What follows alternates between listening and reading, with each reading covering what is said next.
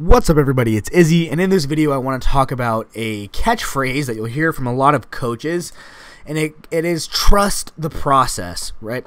So honestly, if you followed any kind of sports over the last 10 years, you've probably heard this phrase, and let's talk about what it means. And I think it's easy to illustrate what it means with kind of extremes.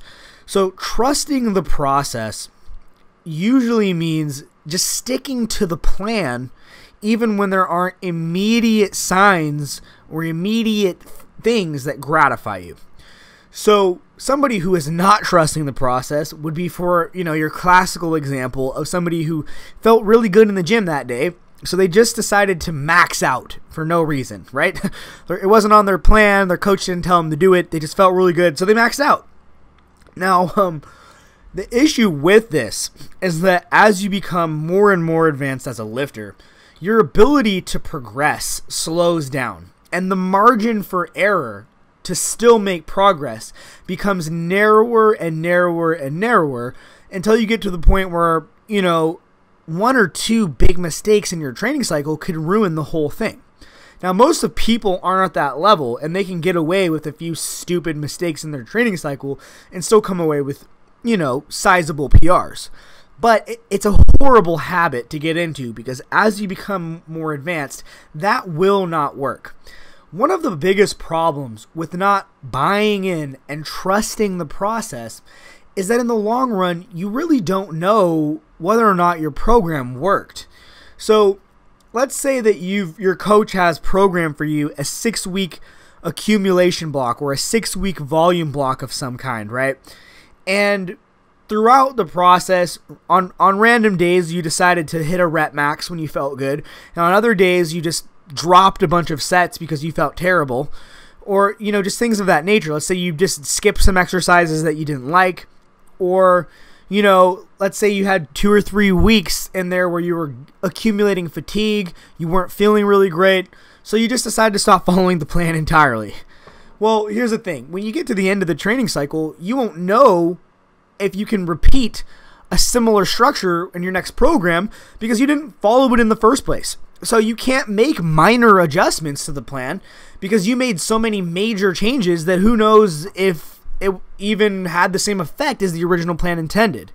I mean, a great example of this is, let's say you're supposed to be doing some sort of an accumulation block, right? And in week 3 out of 6 weeks, you just decide to hit a rep max at RPE 10. And this induces this huge recovery debt. And now in week 4, you're struggling to hit the prescribed volume that you were supposed to do. It's really hard to say if the program caused you to fatigue too quickly, and thus next time in your next accumulation block, you need to do less volume to get through the 6 weeks, or if it was just the fact that you went off plan and did a rep max. You don't really know for sure. And you'd have to completely redo that 6 weeks without the change that you made to find out, what was more important. Was the program off, or was the fact that you didn't follow it the real issue? And the main reason that I want to talk about this today is because I need to take my own advice on this one. Today I was supposed to work up to a set of 5 at 8 on squat at RPE 8 and then repeat that. And instead, even though it was my 3rd day of the week squatting and my quads were still sore and my warm-ups didn't feel that great, I decided to keep pushing the weight up and up until I hit an RPE 10 on my squat, which was not at all what I was supposed to do. And this is a lesson that you guys have to learn over time. I mean, you can understand it from a mental point of view, from that perspective. You can understand why this is important, but it won't sink into your nervous system until you mess this one up yourself. So it's one thing to, blindly trust the process. And if you can do that, if you can get that lesson from just this video, that's freaking awesome. Because you will get better results by delaying gratification, not being impatient, sticking to the plan, and making sure that, you peak when you're supposed to peak, and you don't peak on a random day and take a rep max when that wasn't what was called for. Here's the thing, though. If you do this for long enough, you will get to the point where you don't need to convince yourself that this is true anymore, because you will have messed things up enough times that you know it to be true. And what I mean by that is, it's very common for younger lifters, newer lifters to the sport, to actually perform better in the gym than they do at their meet. And one big reason for this, of course, that I've already talked about is that they don't perform the lifts to the competition standard.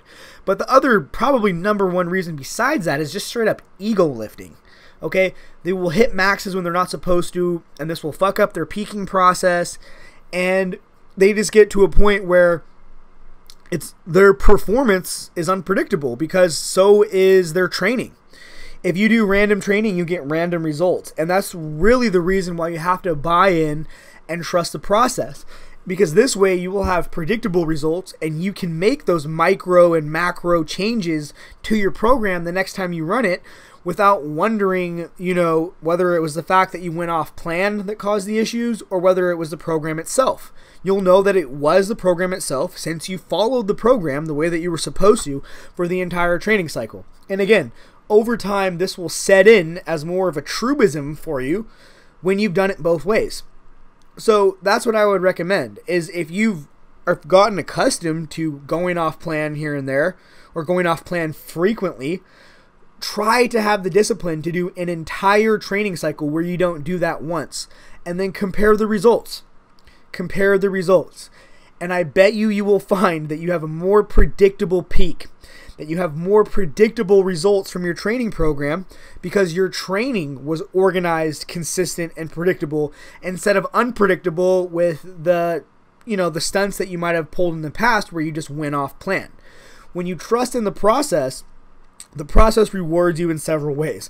One is that, think about it like this, guys. If random training was better than a program, why would you ever follow a program in the first place? People wouldn't have come up with the idea of programming if just going into the gym and doing whatever you felt like doing worked better. Programming was invented because it works better. People do programs because they work better than what they used to be doing. If you were doing instinctive training and then you went on a program and got worse results, wouldn't you just go back to the instinctive training? Of course. So the reason why we come up with these complex programs is because they work, okay? So not only will you be rewarded with better results, but the thing is that you will get better and better and better results because you'll actually be able to improve your program from cycle to cycle. You won't make these meaningless changes. The changes will have meaning because you know that you are running the exact same thing that you ran last time with the minor changes that you made, instead of an idea of what you ran last time, except for, once a week you went off plan. Anyways, guys, that's all I have to say about that. Try to buy in and trust the process. Programming works. Adjustments to programming work even better. And you won't be able to get either one of those things if your training is random. Random training means random results. If you want more predictable, consistent progress, have more predictable, consistent training.